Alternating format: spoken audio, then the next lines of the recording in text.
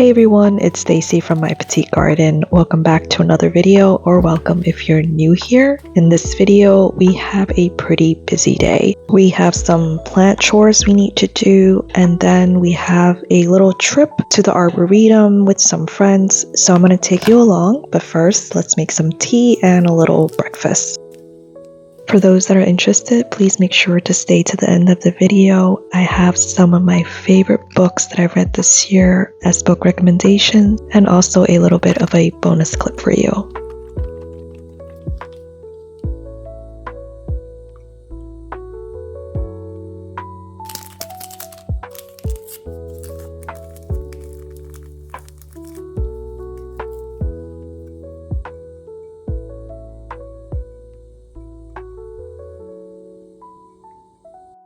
I'm loving these little savory squash pastry bites from Trader Joe's. I highly recommend them if you haven't tried them yet. They taste so good and they're so convenient. I just pop them into the air fryer and you have a quick little snack or maybe just a small breakfast for the day.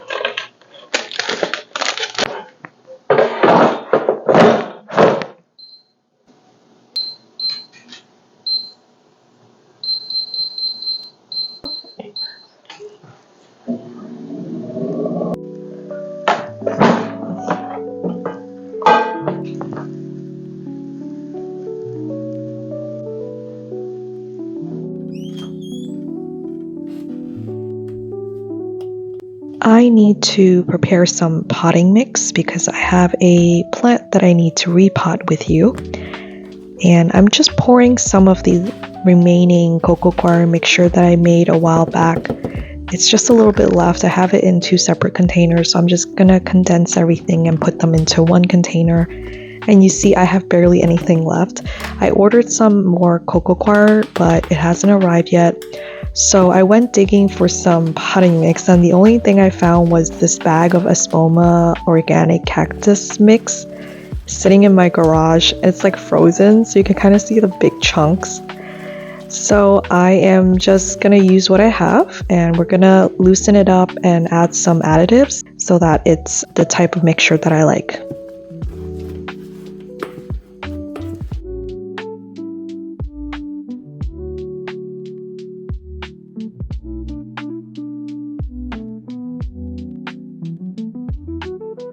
Nowadays, I prefer to just use cocoa coir and then I mix in my own additives like perlite or pumice, a little bit of charcoal, and some slow release fertilizer, orchid bark, anything that I use to kind of loosen up the mixture. So I am going to repot my peperomia hope.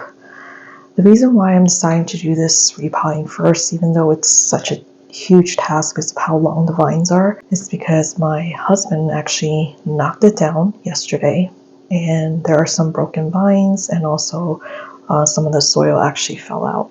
I can show you guys. This is what it looks like, and I'll show you where the broken vines are. This one here that's broken, I need to cut off. This one also bent. I think there were a couple that already fell off. I think these were the ones. This is one. And then there's a longer one here that fell off. So I guess it was just meant to be. I wanted to repot it anyway, but now I have to. So these I think I'm going to stick in fluval to root.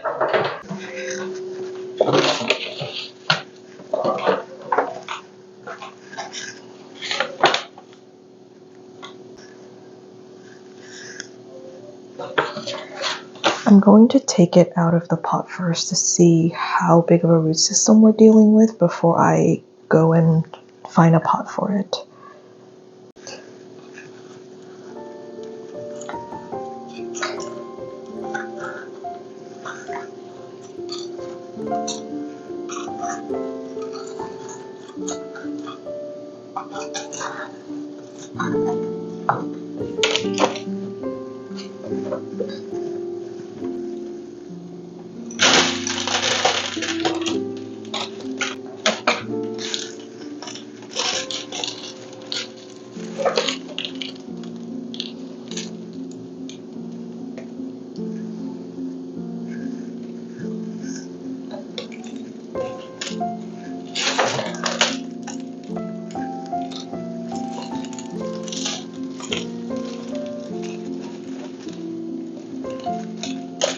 So not too big of a root system. I think I can just find a pot that's slightly bigger than this one, and I think it should be fine.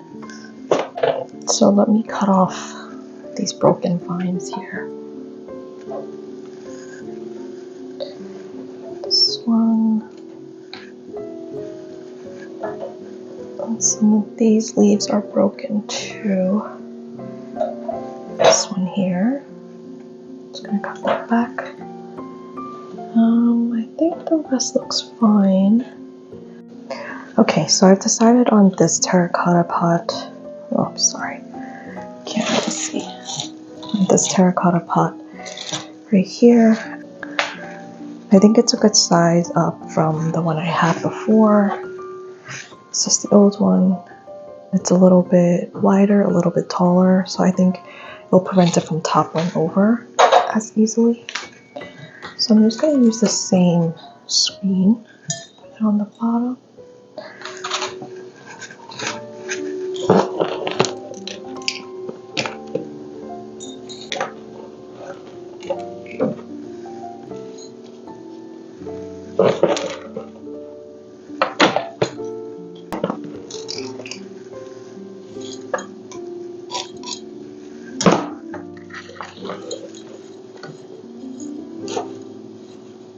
Okay, I'm going to start. Oh, this one doesn't have any leaves. Maybe I should rearrange these vines, huh? Alright, I'll do it after I pot this up.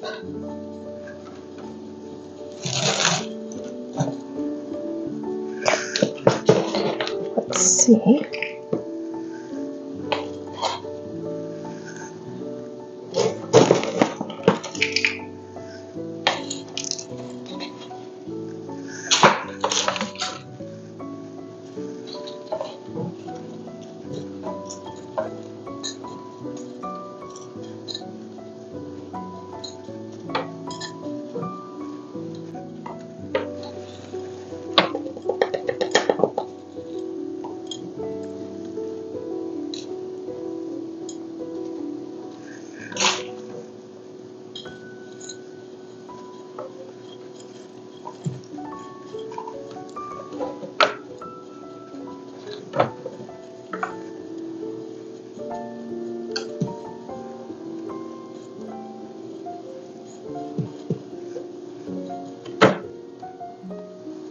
Okay, what I'm gonna do next is to get some systemics and just sprinkle a little bit on top, and then I put my final layer of potting mix on top.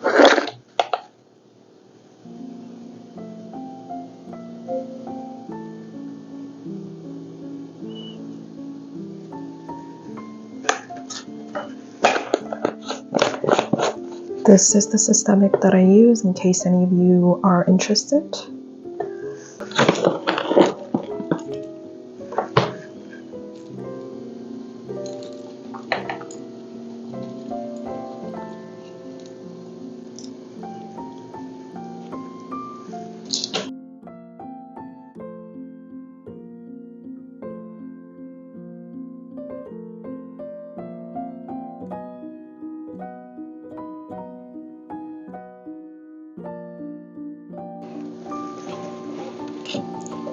They are extremely long, so they get tangled very easily.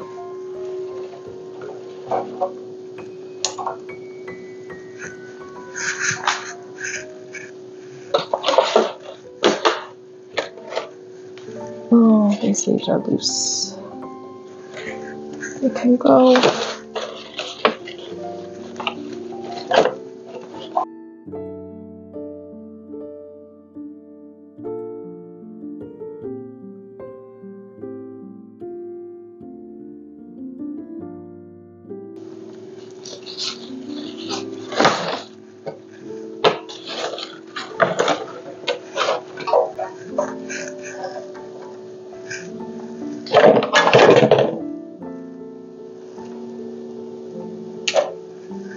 You might notice that on my peperomia hope that there are some leaves that are more neon yellow looking, while some are more green. I think it could be either a lack of nutrients or too much light, but I think it might be the nutritions because it's been in that pot for so long and I haven't really fed it, so we'll see how it does. I gave it some new soil and I'm gonna put it in a lower light area. Hopefully it'll turn greener.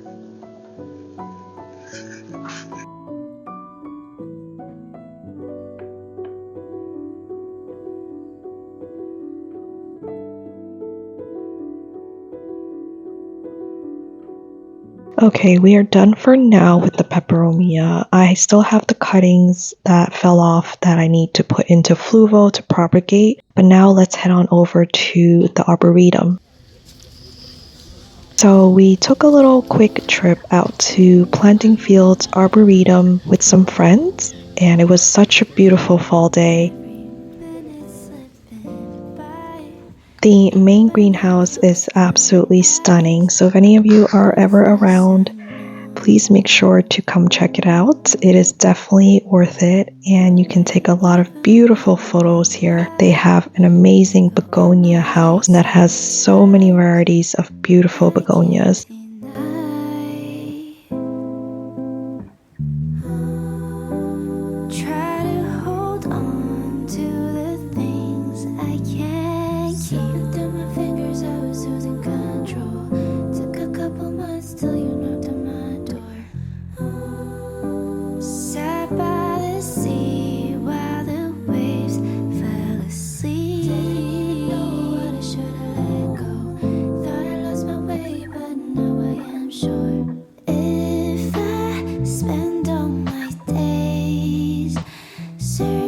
Every time I come here, I just love taking my time strolling through each section of the beautiful greenhouse and just enjoying my day here. It's such an amazing space to just kind of step away from our busy lives and relax and enjoy the beautiful greenery.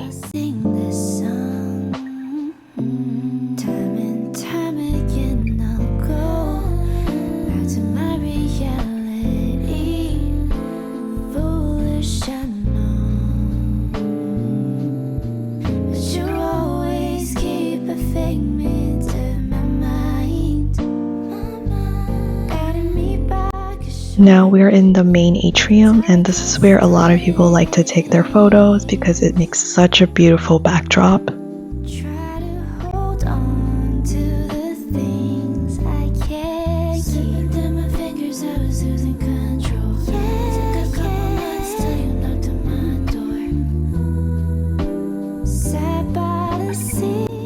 This is the greenhouse from the outside. It is such a beautiful structure. And you can just take your time walking the grounds and admiring all the different little spots that you can discover.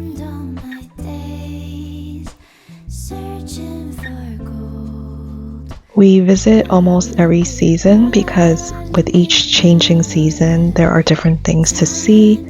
So for example, right here is where the lavenders are. So if you come during the summertime, the lavenders will be in full bloom. But during the fall, like we are now, you could see some beautiful fall foliage, so there's always something to be seen during each season. Over here is the very cute and popular little pink playhouse. It is one of the oldest, if not the oldest, structure here in the Planting Fields Arboretum.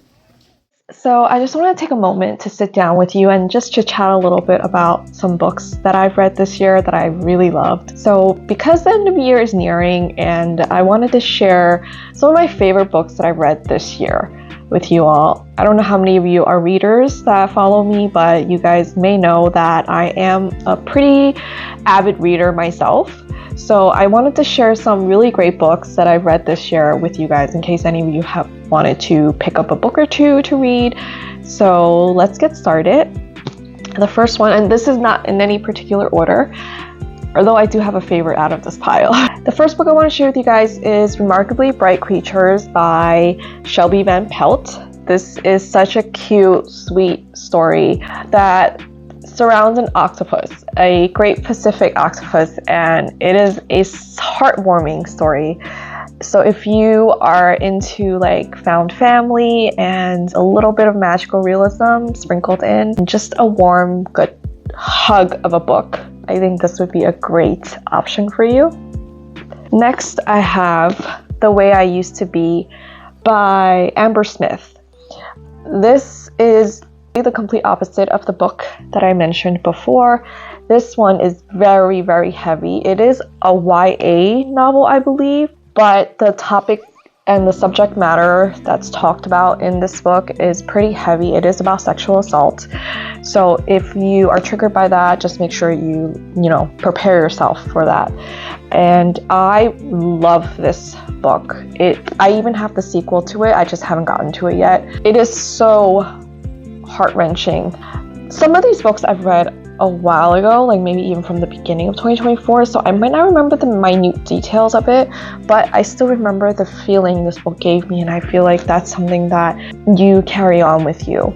This one had such a huge impact on me. I just remember reading this and I was bawling. I don't think any book has made me cry the way this one has. I was literally bawling my eyes out. Next, I have Green Dots by Madeline Gray. Look at the tabs on this one. This was such a fun time. It is just, I think, just a regular lip fake book, a literary fiction that talks about basically this woman and things that go on in her life while she's working in a corporate job.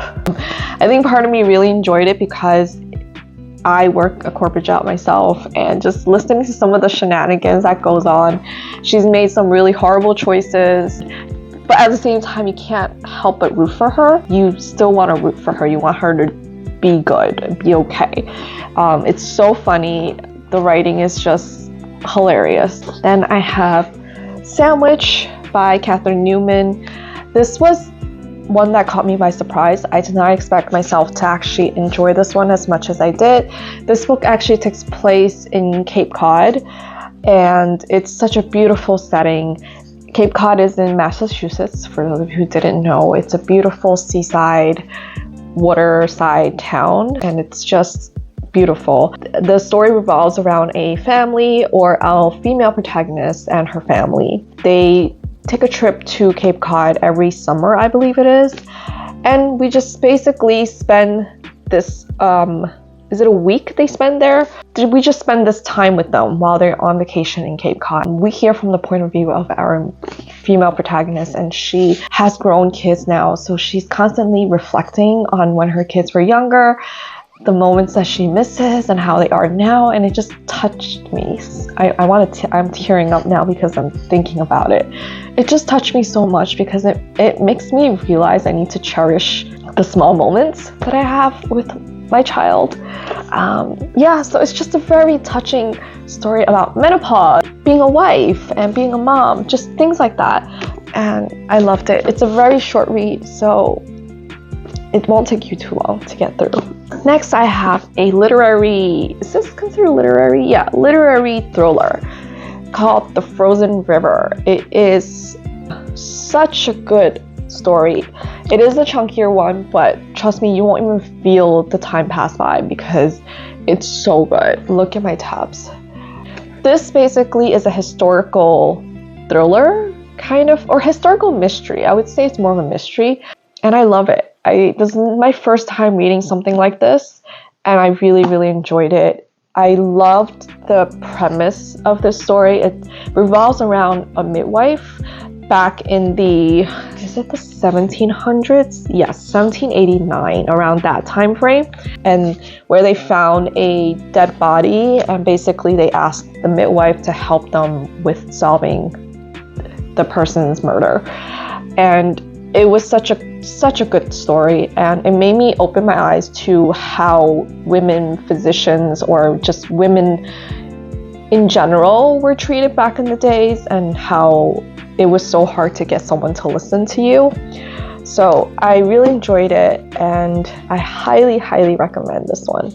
And then the last one I have here, I think I have 6 total. Yeah, this is the 6th one, is The Wedding People by Alison Espach. She has become my favorite author this year. I read also her backlist book, Notes on Your Sudden Disappearance, Love that one too, but this was probably my favorite book I have read so far this year, so I definitely needed to highlight this. I ate this book up. It's funny, it's sad, it's tragic, it's heartfelt, like all the emotions you can feel, it's in this book, and I loved it. I had such a good time, and it's so funny because I think this also takes place in Newport, Rhode Island, where I just went for my birthday. This might have a little bit of influence on where I went for my birthday, actually. It takes place in Newport. It's beautiful. The setting is beautiful. I love the way Allison writes and the way she makes her characters feel so personable. And I feel so connected to them. I want to hear more about their story. I want to see what happens to them. So I highly recommend. I recommend this book to all my friends because I loved it so much. And how beautiful is this cover? Look at the tabs. Oh. So yes, this is my favorite book this year. I don't think I'm gonna find a book that will top this year. I am obviously still reading till the end of the year. But for now, this is the book. I said this is not in any order, but this is my favorite book. All right, so those are my 6 books that I recommend if you guys are interested in picking up something to read before the end of the year. All right, so now let's take care of these cuttings from my peperomia hope. I am here just taking a look at each strand. I think I'm gonna end up cutting them into shorter strands and then putting them into fluval.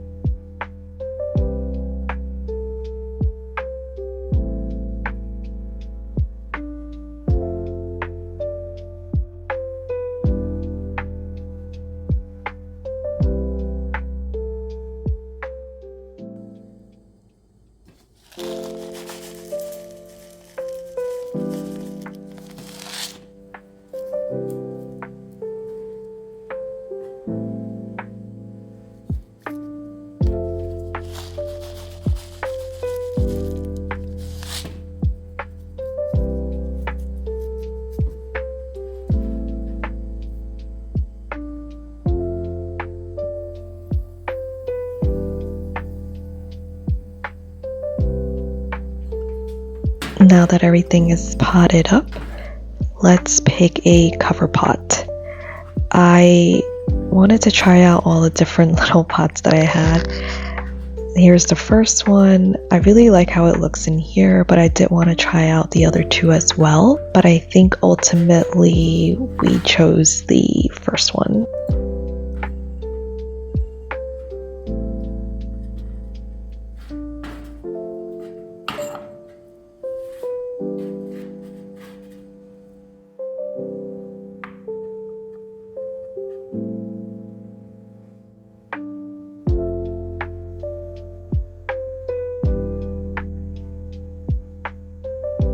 Alright, thank you so much for watching this video and for stopping by. I will end it here, but if you want to see a little bonus clip, stay tuned.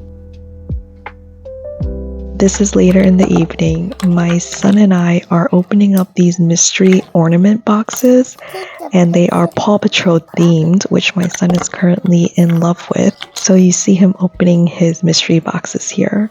And he wanted to show the camera, so he was lining them up in front of my camera.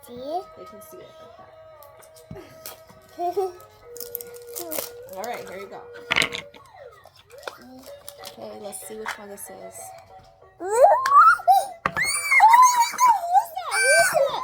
Oh, yeah?